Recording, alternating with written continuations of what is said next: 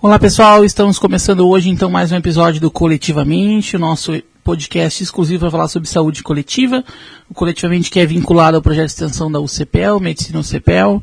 Então eu, Alexandre Mock, estou aqui hoje e a gente tem o desafio de trabalhar um tema que é muito importante, tem bastante novidades, que vai ser falar sobre a linha de cuidado do AVC. Então, estou eu e a Ruda. Oi, Ruda. Oi. Oi, pessoal, meu nome é Ruda, eu sou aluna do 4º ano de Medicina aqui da Universidade, sou extensionista do projeto. E para essa conversa hoje, a gente tem a honra de receber o Dr. Luiz Augusto Lobato. Ele é médico pela UFPEL, neurologista pela Santa Casa de Porto Alegre, fellow em cefaleias do HCPA, professor de medicina na UCPEL e responsável técnico pela linha de cuidado do AVC da UFSP. Seja muito bem-vindo, doutor, é um prazer ter aqui com a gente. Muito obrigado, Ruda, muito obrigado, Alexandre, obrigado pelo convite, estou feliz de estar aqui com vocês.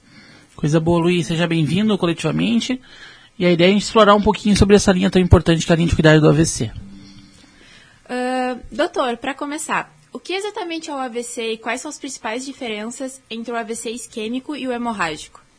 Bom, vamos lá então. Um AVC é uma perda de fluxo sanguíneo para uma área específica do cérebro, né? E vai causar sintomas de acordo com a área do cérebro que foi afetada. Essa perda de fluxo ela pode ser para um AVC isquêmico ou para um AVC hemorrágico, que são os dois tipos que nós temos. O AVC isquêmico, que é mais ou menos 85% da prevalência do AVC, é quando essa interrupção de fluxo é feita por um entupimento de um vaso sanguíneo, né? Tem uma artéria que ficou entupida por um coágulo, por exemplo, né? Um trombo. E o AVC hemorrágico é quando acontece um extravasamento de sangue naquela região do cérebro. Então, ou vaso entupido ou vaso com extravasamento de sangue. E isso a gente consegue identificar um que tem ficado mais comum, assim, né? O aumento das doenças cardiovasculares, né? O aumento da prevalência. O AVC tem se tornado uma doença cada vez mais comum e o Brasil se desponta aí, né? Em frente a outros países, como um dos países com mais índices de AVC e de sequela desse AVC, né, Luiz? Sim, a prevalência tem aumentado, especialmente relacionada à questão de mudança de hábitos de vida em todas as faixas etárias. O diagnóstico também tem sido cada vez mais realizado nas unidades de saúde, mais assertivo, então os números também aumentam por isso, mas existe um aumento real, não é meramente o aumento de detecção, né? Uhum. E realmente isso desponta bastante no Brasil, inclusive o AVC já é a maior causa de incapacidade no Brasil hoje, né? Então é uma doença que a gente precisa tomar muito cuidado, ter bastante atenção, e porque são muitos casos que podem ser prevenidos, e dos que não puderem ser prevenidos, se forem tratados adequadamente, a gente pode mudar o desfecho dessa doença, né? Sim, com certeza. E como o senhor enxerga esse cenário atualmente, especialmente no contexto do SUS e da atenção primária? Eu vejo como um grande desafio e uma grande oportunidade, porque nós temos muitos pacientes, muitos casos que às vezes deixam de ser identificados, porque às vezes o paciente não foi educado de maneira adequada a procurar atendimento no momento certo. O paciente às vezes subestima o próprio sintoma. O que eu quero dizer com isso? Tem uma perda de força súbita, que é o que a gente esperaria, como por exemplo no AVC, e vou esperar passar. Vamos ver o que vai acontecer, né? Vamos ver se não melhora. Não, esse tipo de sintomas de AVC é algo que tem que levar a um atendimento imediato. Não é para esperar, não é para ver o que acontece. Procura atendimento primeiro e pensa depois, né? Então, essa é uma das nossas oportunidades em termos de educação na população. Mas a maior oportunidade de todas, como a gente comentou, 90% dos casos são passíveis de prevenção. Então, aí que entra o nosso grande potencial de modificar a história do AVC no Brasil, que é através da prevenção de hábitos saudáveis, né, comer bem, dormir bem, fazer atividade física, fazer a prevenção primária, né, controlar fatores de risco cardiovasculares. Isso tem tudo para mudar desfechos e acho que aí entra a nossa grande oportunidade de intervenção enquanto atenção primária. Sim. E aí acho que também é um desafio assim, na atenção primária, né? A gente ainda parece que perdeu um pouco dessa questão de... A gente vem discutindo isso no Coletivamente há alguns dias, assim, que se perdeu um pouco dessa perfil da atenção primária de trabalhar muito pela prevenção, né? Acho que a demanda assistencial, principalmente pós-pandemia, vem abraçando ali as equipes e atropelando, de certa forma, que a gente acabou se afastando de movimentos de de prevenção e educação em saúde que era muito da atenção primária. Né? Então, por exemplo, grupos de atenção primária, grupos de caminhada, grupos de hiperdia, né? O controle ali com o doente crônico também foi ficando mais conforme a demanda, digamos assim, né? E não algo tão de prevenção. E acho que os estudos estão mostrando, assim, inclusive esse movimento tem impactado no desfecho ruim dessas doenças crônicas cardiovasculares, né? Então acho que esse desafio da atenção primária está posto para a gente discutir, que é encontrar espaço em dar conta da demanda e conseguir retomar a questão de prevenção e promoção em saúde, né? Acho que caiu para a atenção primária a função de apagar o incêndio pós-pandemia, né? E nesse de apagar o incêndio acabou, enfim, a força de trabalho é limitada e foi necessário priorizar apagar esses problemas, né, para depois voltar a focar na função de prevenção, que é o grande alicerce da atenção primária, né. Então, realmente, mas é importante que esses programas voltem à medida do possível, claro, porque isso a gente percebe isso lá na ponta, né. E isso que tu traz, né? Então, o paciente que é acompanhado na atenção primária, que tem a doença crônica, que é o principal fator de risco para AVC, ele tem que sair da nossa consulta de atenção primária sabendo dos sintomas do AVC, né? Exato, saber o que procurar, saber o que esperar. Eu acho que isso a atenção primária tem que se apropriar, né? Então, quando eu estou cuidando do meu hipertenso, dentro das orientações lá da conduta, tem que estar lá a orientação de que, bom, quando for um AVC, tu tem que saber o que fazer, né? Que tiver. Então, acho que isso a gente vai falar mais disso ao longo do podcast. E quais sinais e sintomas devem levantar a suspeita imediata de AVC? Tem alguma dica prática para reconhecer rapidamente esse quadro? Os sinais e sintomas do AVC podem ser muito variados, porque depende da qual região do cérebro foi acometida e qual o tamanho desse acometimento. Mas, dicas práticas, né? No Brasil, a gente tem o mnemônico do SAMU, que é sorria, porque a gente quer ver a questão da simetria da face, né? Quer ver se a boca está torta, como se diz popularmente. Abrace, porque a gente pede para o paciente levantar os braços e sustentar por 10 segundos, e se esses braços tiverem uma queda, tu vai ver que tem uma perda de força, e uma perda de força é um sintoma de AVC, né? Música, né? A gente seria pedir para o paciente cantar ou falar, porque a gente quer ver como está a fala do paciente. A gente quer ver não apenas se a fala está enrolada, mas quer ver se a compreensão e se a expressão do paciente estão normais. Ou seja, ele pode pronunciar as palavras adequadamente, mas diz palavras completamente desconexas, do nada, coisa que nunca tinha acontecido antes. Então isso também é um sintoma de AVC que a gente tem que ficar atento. E o U de urgência, né, para reforçar que esses são sintomas extremamente urgentes e que, se acontecerem, devem levar a uma busca imediata por atendimento. Mas esse mnemônico ele ajuda bastante a gente a lembrar dos principais sintomas, mas a gente tem que lembrar que não são só esses, né? Tem outros sintomas que também são importantes e que podem ser mencionados. Um deles, por exemplo, é uma vertigem, uma tontura completamente súbita, que seria algo comum em AVCs de fossa posterior, por exemplo. Então, um paciente que não tem nenhum motivo, do nada, instantaneamente, percebe que tem uma tontura sem motivo nenhum, algo bastante grave, também é algo que deve ser levado a procurar atendimento. Claro, se não tem uma outra causa evidente, né? Por exemplo, uma perda visual súbita é outra coisa que também deve levar a uma procura de atendimento imediata, não é o tipo de sintoma que pode esperar. Então, sintoma neurológico súbito, procura de atendimento imediato. Acho que esse é o recado que a gente poderia deixar. Sim. Então, só para a gente deixar bem frisado, né? Então, os principais esses são a perda de força, né? A expressão facial ali, né? A questão de sorrir, de fazer mímicas faciais, questão da fala, e não só não conseguir falar, mas também não conseguir se fazer e compreender, né? Acho que é importante. E as pessoas entenderem que isso é uma urgência, né? As pessoas como um todo, inclusive os usuários, mas também os profissionais de saúde, né? Que não dá para ficar observando e esperando melhorar. Então é um sintoma de urgência que eu tenho que conseguir afastar AVC. Né? Isso, exato. E para frisar um outro detalhe importante, a perda de força no AVC, ela costuma ser de um lado do corpo. Ou só um braço, ou só uma perna, ou o braço e uma perna do mesmo lado. Uma perda de força nas duas pernas ao mesmo tempo é pouco provável que seja um AVC. Né, uma perda de força, alguém vem perdendo força nas pernas faz uma semana, não quer dizer que não é algo grave, não quer dizer que não é algo que tenha que ser investigado, mas é pouco provável que seja um AVC. Né, o AVC é uma perda de força súbita. Uhum. E os pacientes às vezes nos procuram na OBS com um pico hipertensivo, né, e muitos profissionais de saúde inclusive associam o pico hipertensivo com o quadro clínico do AVC. Né, e como é que é isso no dia a dia para orientar os usuários, assim, Luiz, na tua prática? É algo que a gente tem que ficar bastante atento, porque existe a emergência hipertensiva por si só, e a gente vê na prática muitos pacientes que chegam com AVCs, especialmente AVCs hemorrágicos, por hipertensão não controlada.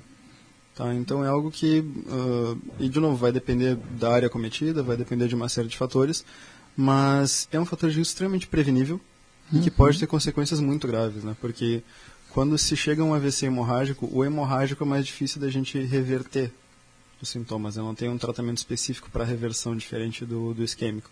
Então, e a hipertensão é uma coisa, ela é silenciosa, né? Então os pacientes às vezes não levam tanto em consideração que, não estou tomando esse remedinho aqui, mas não estou sentindo nada, está tudo bem. Sim. Então, mas quando sente, vem algo súbito em que talvez já seja tarde para prevenir, né?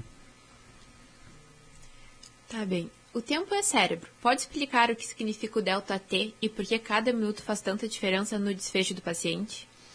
Claro, a questão do ΔT é a variação de tempo, ou seja, o intervalo de tempo, né? Essa janela terapêutica de tratamento. Porque quando se tem um AVC isquêmico, e aí eu quero frisar isso de novo, nos casos dos AVCs isquêmicos, que são esses 85%, nós temos a oportunidade de fazer um tratamento com o objetivo de reverter os sintomas do AVC. Mas essa janela de reversão de sintoma é dentro das 4 horas e meia do AVC isquêmico. Ou seja, tive um sintoma, digamos, 2 da tarde, então até às 6h30, se o paciente procurar atendimento, ele tem a chance de reverter. Então vou ficar em casa até às 6 e vou procurar atendimento, né, 6h15. Não, porque quanto mais cedo se procura atendimento, maior é a chance de reverter o sintoma. Mais eficaz tende a ser o tratamento, quanto mais cedo esse atendimento é procurado. Né, essas 4 horas e meia, esse é o tempo pelos guidelines, e ele está certo, ele deve ser seguido, mas a gente sabe que se o paciente conseguir chegar mais cedo ainda, os desfechos tendem a ser ainda melhores. Né, então esse ΔT é esse intervalo dentro do qual que é o limite máximo de 4 horas e meia para a gente iniciar o tratamento com potencial de reverter o AVC isquêmico. Mas para isso a gente tem que, claro, identificar corretamente, né, e diferenciar do AVC isquêmico para o hemorrágico. Né, em AVC a gente tem uma diferenciação importante do infarto do miocárdio, né, que às vezes o pessoal costuma comparar, porque de fato não deixa de ser um infarto no cérebro, mas a gente não costuma se preocupar com o infarto hemorrágico do miocárdio, né? Mas a gente se preocupa, ou deve se preocupar, com o AVC hemorrágico.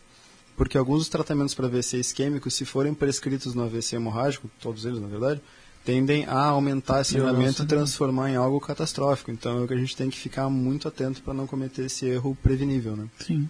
E quando a gente fala desse ΔT para reverter esse AVC, a gente está falando em reverter principalmente a sequela do AVC, né? Exato. Que é o que a gente falava que impactava muito na questão financeira e produtiva na nossa força de trabalho, no país como um todo, né? Exato. Porque quando a gente consegue reverter os sintomas do AVC, ou total ou parcialmente, dentro dessas 4 horas e meia, esse é um paciente que vai precisar de menos reabilitação, que vai precisar de menos cuidados, que vai poder voltar à força de trabalho mais cedo ou com uma capacidade produtiva melhor, vai exigir menos cuidados da família também. Então, tem todo o sistema, não só de saúde, mas toda a sociedade é beneficiada por um paciente que consegue ter uma funcionalidade melhor por um prazo mais longo. Mas claro que aí o tratamento do AVC não termina aí, a gente teria que passar para a parte de prevenção, né? Sim. E o AVC deixou de ser uma doença de... Não sei se um dia ele foi, mas as pessoas têm essa visão, né? Uma doença de pessoas mais velhas. Hoje a gente tem muitos adultos ali, né? Com 50, 40 e poucos anos, que vêm evoluir para um quadro de AVC isquêmico. Então acho que esse impacto é ainda maior.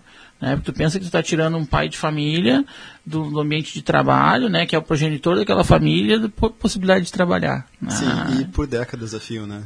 A gente tem até aqui no Rio Grande do Sul, um dos estados que tem o maior número de benefícios né, de saúde, concedidos por LOAS, por sequela de AVC.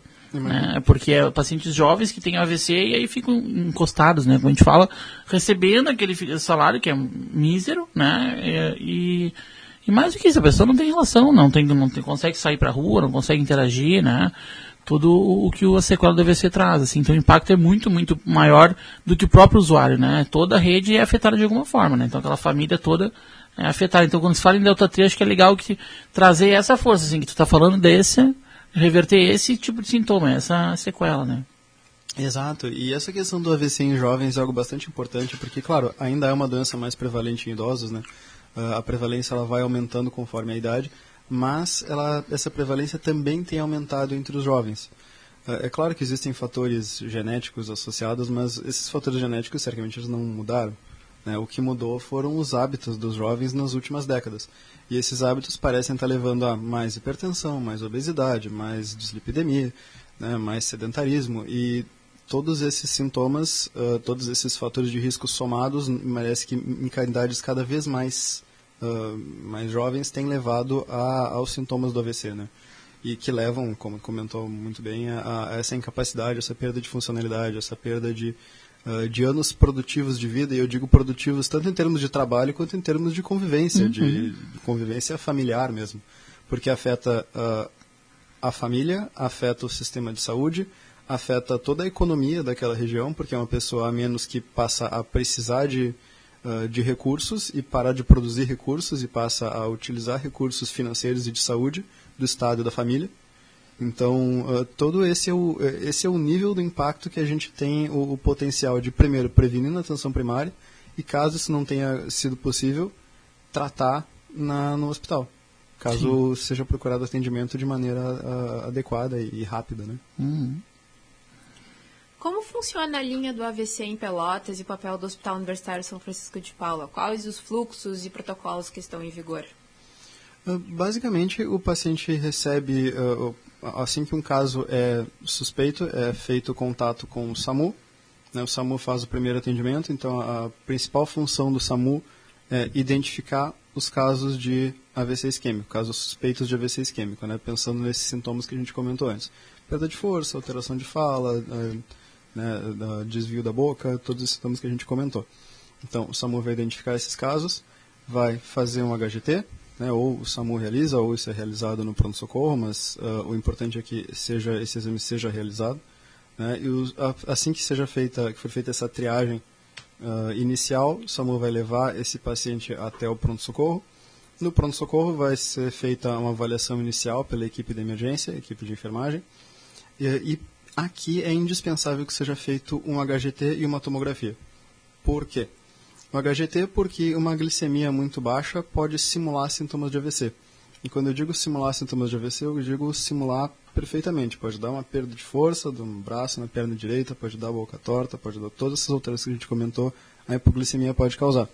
Por isso que antes de tentar trombolizar qualquer AVC, a gente primeiro, se existe uma hipoglicemia, trata essa hipoglicemia de maneira adequada, para ver se não era simplesmente um sintoma todo ele causado pela hipoglicemia. Então, HGT.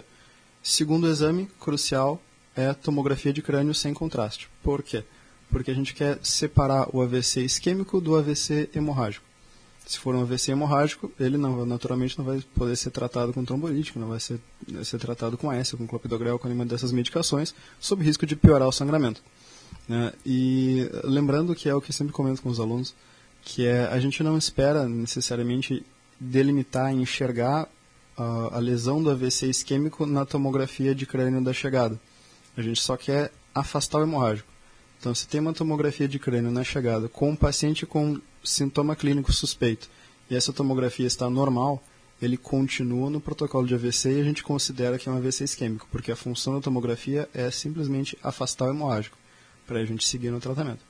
E como que a gente segue? Se esse paciente estiver dentro dessas 4 horas e meia, vai ser feito contato com a UTI, o paciente vai subir para a UTI, vai ser feito contato com o tele-AVC, que é um serviço de discussão de casos de AVC em tempo real. O paciente chega, o médico da UTI faz a avaliação inicial, liga para o neurologista do tele-AVC, que eventualmente serei eu tenho o meu dia ali dos plantões da semana, e a gente discute o caso, vê a tomografia junto, calcula a dose de alteplase, que é a medicação que a gente usa para fazer a trombólise, que é essa medicação com o objetivo de reverter o AVC, e o paciente realiza a aplicação dessa medicação e fica na UTI e depois segue com o fluxo, né?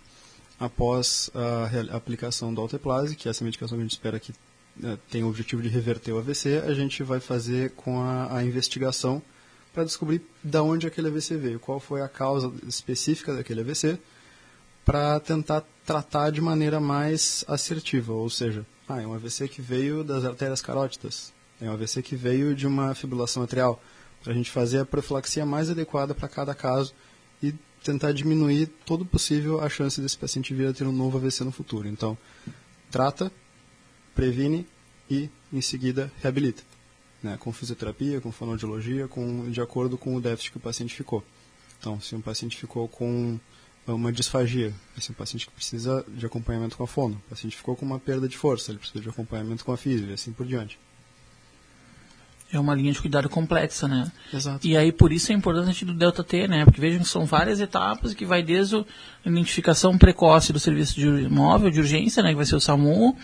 Bom, tem que chegar no pronto-socorro, a equipe tem que estar alinhada, que tem esse protocolo. E aí, bom, depois que está na UTI, as coisas fluem mais rápido, né? Já tem um pessoal mais hábil para isso. Mas acho que o grande questão do Delta T ainda está nessa porta de entrada, né? Exato, porque por mais ágil que se seja dentro do hospital, as coisas tomam um tempo. Claro. Até o paciente ser admitido, até ele fazer uma tomografia, fazer um HGT, reverter a hipoglicemia, ir para a UTI, tudo isso toma um tempo por mais rápido que se seja. Então, se o paciente chegar com 4 horas e 15, mesmo sendo 4 horas e meia, é difícil conseguir fazer todo esse processo até essas 4 horas e meia fecharem, por mais que se corra. Então, quanto mais cedo, melhor. Sim, com certeza, a segurança do paciente. Exato. E tu tocou no assunto, mas eu acho que era legal a gente aprofundar. E esse fator de risco para o AVC? Quais são os principais fatores de risco para o AVC? Os principais fatores de risco para o AVC, então, são aqueles de sempre, né? Que é hipertensão, diabetes, obesidade, tabagismo, né? Dislipidemia. São os fatores de risco classicamente preveníveis na atenção primária. E aí a gente volta de novo nesse ponto do quanto são fatores que, caso os pacientes façam um acompanhamento próximo nas suas UBS, eles têm o potencial de prevenir uma quantidade enorme de AVCs. Isso foi calculado como 90%, é o que eu sempre gosto de reforçar. Né? Então, são fatores relativamente fáceis de prevenir, mas que precisam de um cuidado. Uhum. E aí, bom, falando do meu papel, né, de atenção primária, a gente sabe quem são esses pacientes, né? Acho que essa é a grande facilidade da gente lá na atenção primária, na estratégia de saúde da família, identificar esse fator de risco, né? Então a gente sabe que de 11, ali variando entre 11, 14 e 15% são hipertensos do meu território. Então se eu sei que eu estou no território com 13 mil pessoas, 11% de hipertensos, tem que saber onde estão. E aí, bom, quantos são diabéticos? São 6 ou 7%. Entre 5 e 7 aqui em Pelotas. Então a gente tem que saber onde estão essas pessoas. Acho que a gente tem que retomar isso na atenção primária, né? Então a gente, como área de saúde, tem que identificar essas pessoas, né? A gente tem que ser capaz de mapear e aí trabalhar em cima desses fatores de risco, né?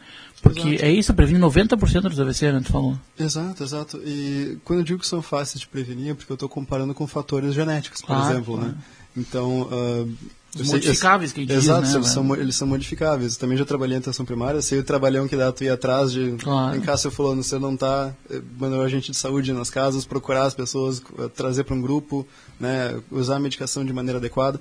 É algo que é bastante trabalhoso, mas que é um benefício silencioso, né? Porque o paciente pode ir lá e te agradecer depois, eu tive um AVC, você me tratou, muito obrigado, doutor. Ele não vai te agradecer porque eu não tive um AVC.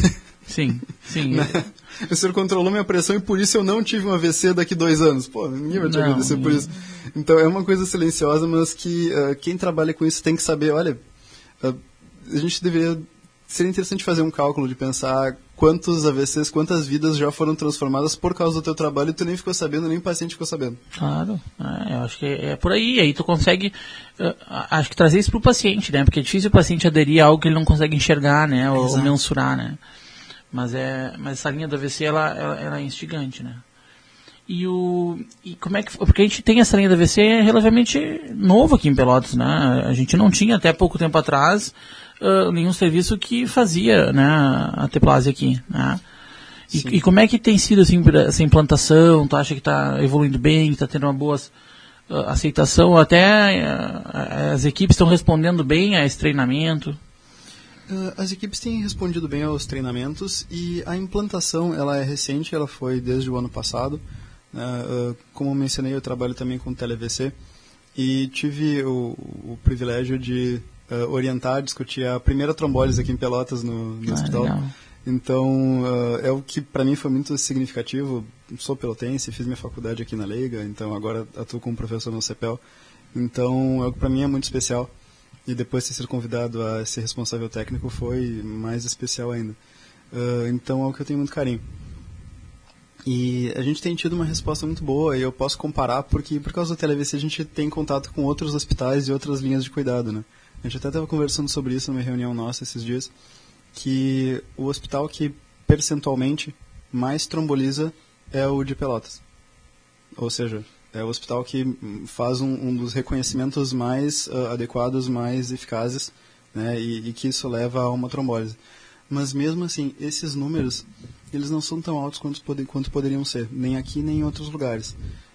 A gente tem feito treinamento com as equipes têm melhorado cada vez mais esse reconhecimento, e acho que a nossa conversa aqui hoje ajuda para esse sentido também, para ajudar a população e as equipes a reconhecer o AVC, a saber quando encaminhar, a não ter aquele receio de será que é, será que não é, na dúvida encaminha, e a equipe do pronto-socorro faz a avaliação.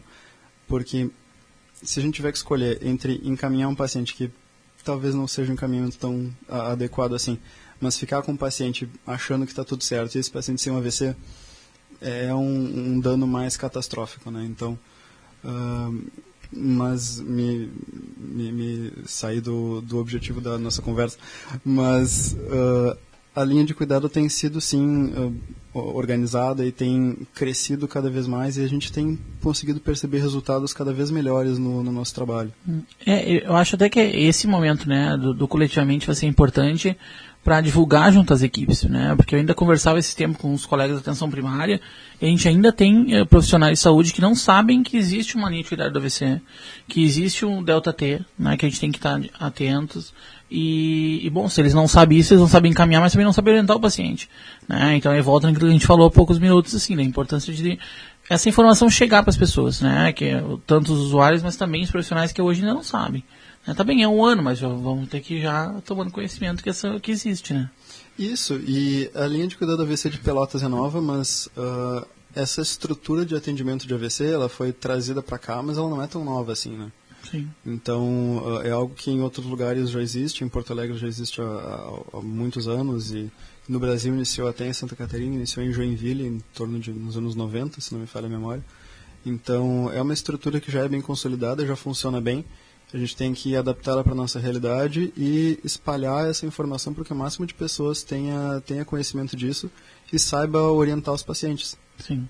E uma dúvida, assim, o tele-AVC, né? Quem vai ligar para o tele-AVC é o profissional do hospital. Sim. Já está intra-hospitalar, né? Já é intra-hospitalar. Então, o papel da rede e do usuário é identificar o sintoma do AVC e acionar o SAMU no 192. Exato. E aí, bom, chegou no hospital e sim se dá a questão do tele-AVC, né? Exato. A gente está conversando de todo o fluxo, mas o papel de quem está na rede é identificar e acionar o SAMU, né? E o tele-AVC seria acionado pelo plantonista da UTI. Isso é ótimo. Antes de fazer a trombose. Sim. E há condutas que podem fazer diferença antes da chegada do paciente no hospital de referência? Tem condutas que fazem diferença. A principal delas tem relação com essa diferença entre de tratamento do AVC para o infarto do miocárdio. O que eu quero dizer com isso? Quando você tem infarto do miocárdio, muitas vezes tem aquele costume de dar AS e dar clopidogrel para o paciente, né? Sem fazer nenhum exame antes. No AVC, essa é uma conduta que é criminosa, tá? Porque a gente não tem como ter certeza se um AVC é isquêmico ou hemorrágico antes de fazer uma tomografia. Então, se vê um paciente com sintoma de AVC e já dá AS, já dá clopidogrel sem tomografia, e se for hemorrágico? Está piorando o sintoma do paciente. Então, eu entendo a agonia de quem está na ponta de querer fazer alguma coisa, tentar melhorar o desfecho do paciente, mas essa ideia de dar AS e clopidogrel para o paciente antes da tomografia, ela é contraproducente. Tá? Então, essa é a primeira coisa. Segunda é a celeridade no atendimento. Atender, identificar, chamar o SAMU para aumentar a possibilidade do paciente chegar no hospital e chegar o mais rápido possível. Às vezes é melhor saber o que não fazer, né? Do que até a conduta ser feita, né? Isso. Às vezes é melhor o que não fazer. Porque é isso, as pessoas confundem com infarto, né? Os profissionais de saúde mesmo, né? É isquêmico, eles acham que vai ser tudo igual ao infarto e vão dar o AS clopidogrel que não tem nada a ver para AVC. Que não tem um infarto hemorrágico do miocárdio. Exato, então. Exato, não tem esse risco. Após o atendimento hospitalar, quais são os principais cuidados no segmento pós-fase aguda e como a APS pode contribuir na reabilitação e prevenção de novos eventos? O atendimento hospitalar e o pós-hospitalar, eles são contínuos no sentido de que, uma vez identificado o AVC ou realizado tratamento com trombólise ou tratamento conservador, o próximo passo é fazer a investigação etiológica do AVC, ou seja, descobrir de onde que veio esse AVC, qual que foi o principal fator de risco relacionado ao AVC naquele paciente específico. E essa investigação vai ser iniciada no hospital e às vezes vai ser finalizada fora do hospital. Assim como a reabilitação. Essa reabilitação também vai iniciar no hospital e vai continuar fora do hospital. Então, de acordo com os sintomas. Se o paciente tem, por exemplo, uma alteração de fala, ele precisaria de um acompanhamento com a fono. Se tem uma alteração de força, precisaria de um acompanhamento com a físio. Se precisa de uma sonda nasentérica, precisaria de acompanhamento com a nutrição, assim por diante. Né? Na questão dos exames de investigação, também são realizados uma parte fora do hospital e podem ser realizados também na UBS, uma parte deles. Né? Às vezes o paciente não consegue realizar todos durante a internação. E especialmente após a alta hospitalar, esse paciente, mesmo que ele não vá para um ambulatório especializado de neurologia, o papel da UBS é controlar os fatores de risco.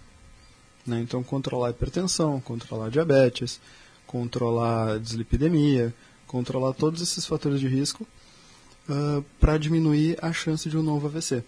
Né? A maioria dos pacientes vai ficar com medicação para profilaxia, que vai ser ou um AS, ou um clopidogrel, ou eventualmente um anticoagulante, se for uma causa cardioembólica. Né? Mas isso vai ser definido aí pela equipe da neurologia, no ambulatório da neurologia ou no hospital. Né? Mas os outros fatores de risco globais, eles precisam ser acompanhados na UBS. Esse é o principal papel, além de manter a reabilitação. Às vezes o paciente faz ali, digamos, 20 sessões de fisioterapia, mas a gente sabe que ele precisa de mais, né? Sim. Então, ou pode precisar, dependendo do caso. Eu ia trazer esse tema, assim, né? Que a reabilitação, que no pós é tão importante, é uma das principais barreiras que a gente esbarra no SUS, assim, né? A questão do acesso à fisioterapia. Ainda a fisioterapia, estou falando, é limitado. Né? A gente tem 20 sessões, depois tem que voltar para trás da fila de novo, então tu já perde o tempo de ganho ali, né? De massa muscular, enfim, e de movimentação. Fono, a gente não tem esse acesso hoje no SUS. Né? Atendimento domiciliar também via SUS a gente não tem, né? Embora tenha umas questões judicializadas, mas o fato é que não tem acesso, né? Fácil à atenção domiciliar objetiva para isso. Claro que as UBS fazem atenção da visita domiciliar e acompanhamento, a gente faz, mas não tem esse arsenal todo multiprofissional que o pós-AVC, né, vai precisar.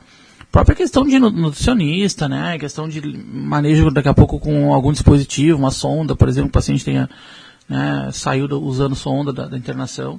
Então, acho que são barreiras importantes, inclusive atraso a alta do paciente, né, contribuem para o novo AVC, contribuem para a reinternação, né, e para essa questão de sequela, né, a gente ainda tem esse desafio bem importante. A questão do acesso à equipe multi, ao tratamento no SUS é um desafio, né? Sim.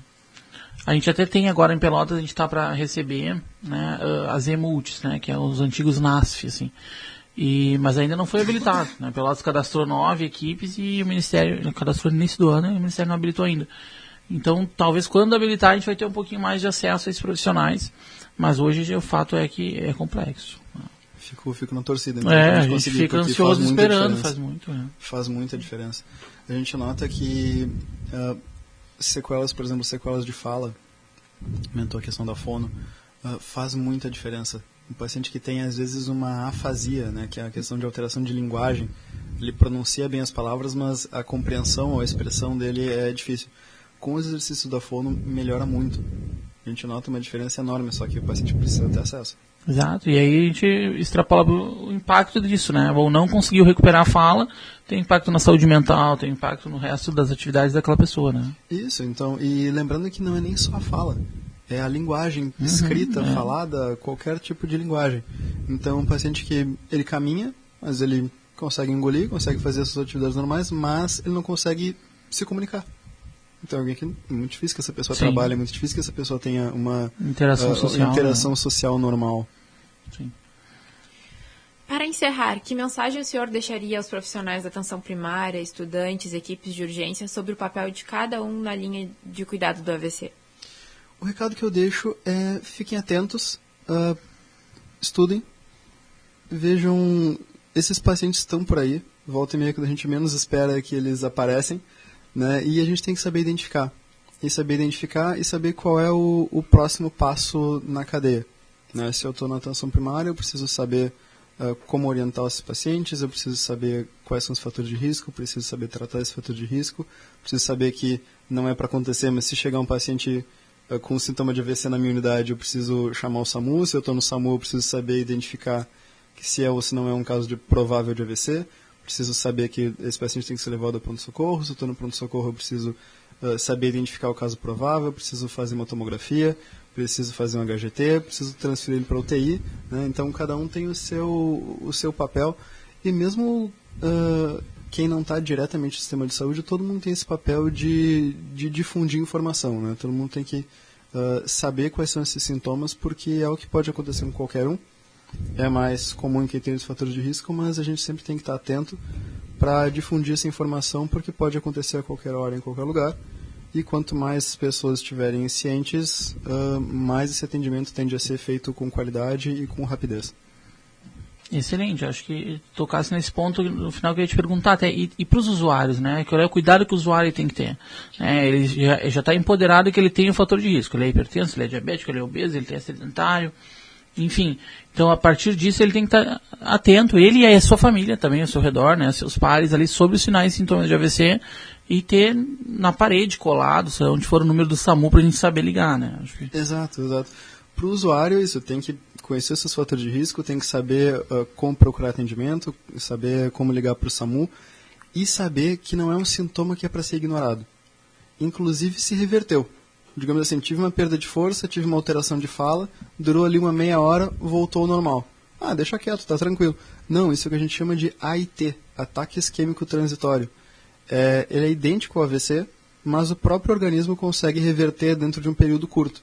Mas os fatores de risco são os mesmos e são muito altos. Então, pacientes que têm esse AIT, ou seja, que têm todos esses sintomas que a gente comentou, ou algum desses sintomas que a gente comentou, que reverte, mesmo estando normal, esse paciente precisa procurar atendimento para fazer a investigação, para fazer a profilaxia, porque ele tem um risco muito alto de vir a ter um AVC em breve. Muito bem, acho que é importante lembrar a diferenciação então do AVC isquêmico, hemorrágico, né, que a gente já falou, e agora o AIT, que é o transitório, né, que talvez ali as pessoas se atrapalhem, melhorou, era uma indisposição e na verdade não, já era um sinal que daqui a pouco, vai vir um trombo ocluindo um vaso mais importante ali, que bom, aí vai ter mais sequelas. Exato. Então tá, acho que, Rudá, chegamos ao final do nosso roteiro, né? Acho que foi uma conversa muito boa, assim, que a gente conseguiu falar e andar sobre várias questões, né? Com diferentes abordagens. Queria agradecer, Luiz, pela disponibilidade, dizer coletivamente está de portas abertas para ti sempre, né? A gente vai voltar a falar daqui uns dias de novo sobre a linha de cuidado do AVC, sobre algumas novidades e formas de reconhecimento do município também daqui uns dias. E Rudá, também muito obrigado. Muito obrigada, doutor, pela conversa, foi ótima. Foi um prazer, muito obrigado pelo convite e fico à disposição, pessoal. Obrigado. Então tá, pessoal, terminamos aqui e até a próxima.